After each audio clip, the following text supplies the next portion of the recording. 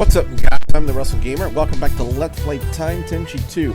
Right here on the arcade. On the last episode, we kind of had like a little kitchen encounter with Tessa and Rose, but apparently that seems to have resolved itself, and now we found ourselves in the lab. So this was the last line in the last episode.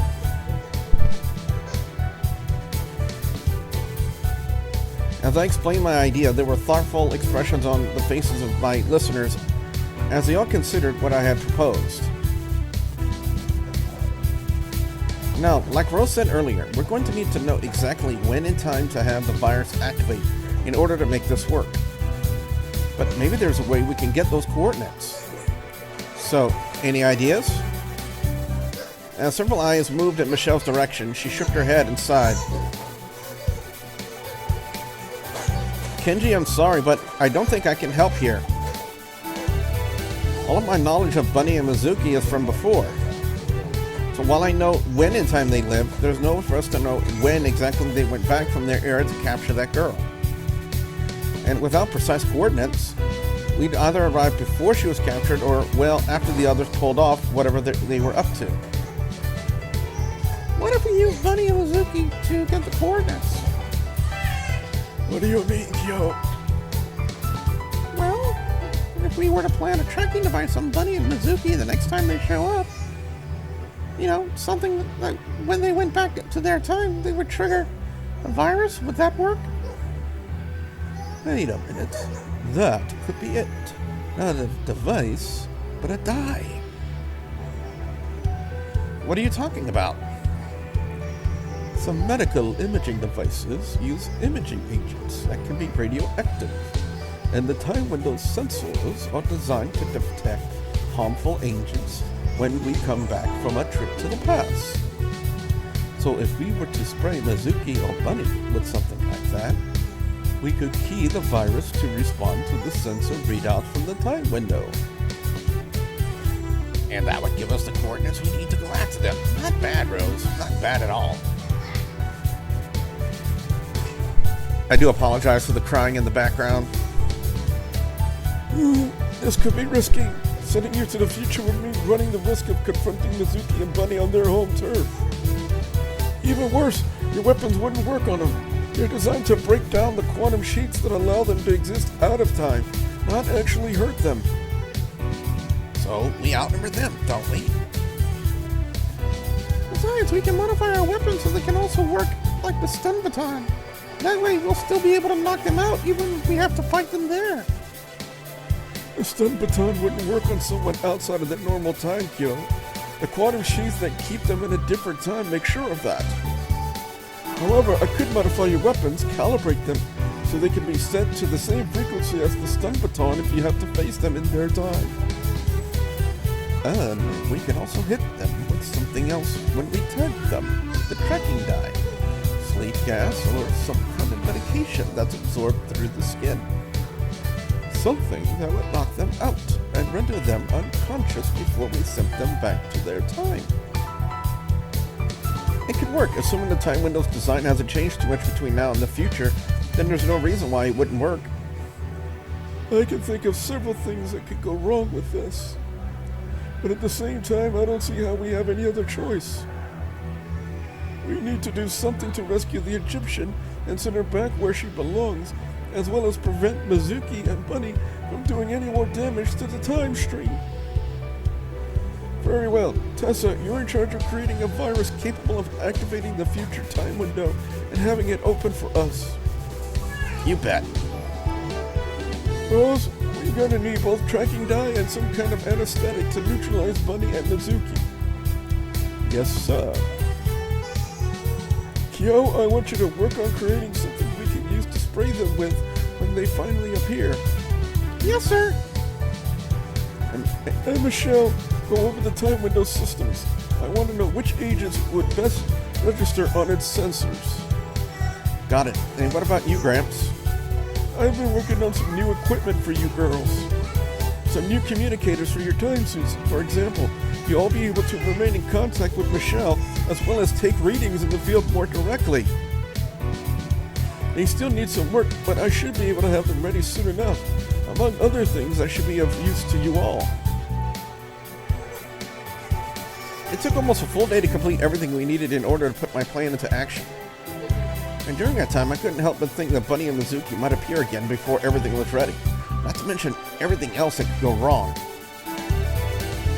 And I was not the only one aware of the potential for disaster. Alright, we've been fortunate and we've had enough time to complete our preparations. So before Mizuki and Bunny appear again, I want to go over our plans so there's no confusion.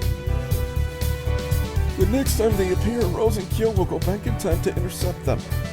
Once they manage to spray water, both of them, the future time window should open up here. Now, if by any chance Rose and Kyo aren't able to get back here before that happens, then Kenji? Yeah? You and Tessa will take the portal to the future and secure the future time window. Now I've created some extra equipment for Tessa, including a portable computer interface, so she can hack the computers in the future and learn the exact time coordinates for that future world, among other things. Once that's done, you'll open a portal to allow Rose and Kyo to join you in the future. Your objectives will be to find the Egyptian girl, Princess Neferuri. That's what Mizuki called her. Right, of course. And as I was saying, your objectives will be to rescue her, send her back to her time, and learn precisely what Mizuki and Bunny are planning, as well as take any and all steps needed to keep them from going ahead with their plan. Which leaves us just one more thing. Rose, Kyo, could you fetch those items for Tessa? Sure thing. On it! Pardon me. As Rose and Kyo left the room, my grandfather moved towards one of the walls and picked up something I hadn't noticed before. I would much rather not have you be involved in this, Kenji. You aren't as trained as the other items in terms of combat, nor are you as experienced in traveling between times. At the same time, our numbers are limited, and since the time window doesn't seem to have any negative effect on males, then I have no choice but to ask you for your help with this. My grandfather handed me a futuristic-looking shield. It was based on the design of a heater shield, and it was designed so that its tip extended past my hand. There was also a grip that I could grab, and noticed a thumb control and a trigger of some kind. This shield also doubles as a launcher for a series of discs, and both the shield and disc are laden with disruptors. Also, you'll need this. Grandpa handed me a high-tech wristband as I was sliding up the shield into place on my arm. It's a communications device, like the ones in the girls' time suits. Just press the button and you'll be able to stay in contact with myself and Michelle even while on the other side of the time window. Okay, thanks. And on that note, where's my gear? Please tell me it's something cool. I'm afraid I wouldn't know. I didn't have time to work on all the new equipment, so I had Rose and Kyo handle designs for your weapons and time suit. Wait, what? Just then Rose and Kyo reappeared, each of them holding a small box. Here you are, Tessa, your time suit and weapons. You kinda had to rush to put it all together, but I really do hope you like them. Pausing to study the boxes, Tessa groaned in her throat as she looked at the other girls. Well, go on, try it all on. When you get back, we'll show you how your equipment works. Okay, sure. I sure hope she likes it all. I'm sure she'll like it just fine.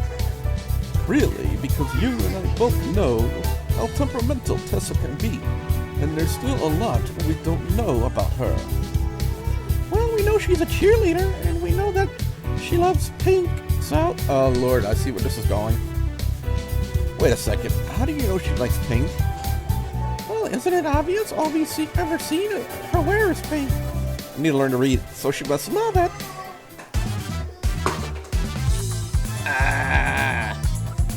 Before I could get one word out of my mouth, a hateful roar sounded throughout the entire lab complex, and I could have sworn I felt the entire building shake. What exactly did you two make for her? The two girls fidgeted as if in search for the right words to say. But before they could say anything, the door to the time window room opened and revealing Tessa in her time suit. Yeah. That gets a cheer from me. Wearing a scowl that could petrify Medusa, I was sure flames were leaping from her eyes' veins were bulging from her forehead. What's all this? It's your time suit. Now I realize that your weapons might not look like much, but still. Weapons? You call these weapons?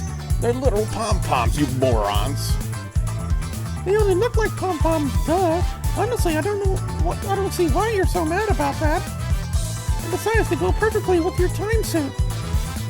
No, we weren't sure what your taste was, so we did our best to make something for you that we thought you'd like. And we knew that you used to be a cheerleader, so... Besides, just look how it goes with your hair and everything else. I mean, like, wow, Tessa, you look so cute. That's the wrong word, if you remember that.